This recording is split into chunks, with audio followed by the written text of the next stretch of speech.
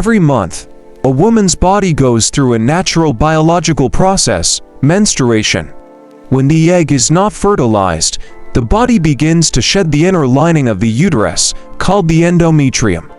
At this stage, the body releases special chemicals known as prostaglandins. These hormones signal the uterine muscles to contract, helping the blood and tissue flow out. But these same contractions squeeze the blood vessels, reducing the oxygen supply to the surrounding muscles. And that's what causes the pain and cramps many women feel. The pain signals then travel through the nerves to the brain, which is why the discomfort can also spread to the back or legs.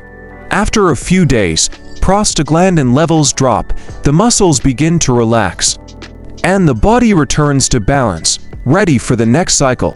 Though cramps can be painful, they're actually a sign of the body's natural rhythm and reproductive health.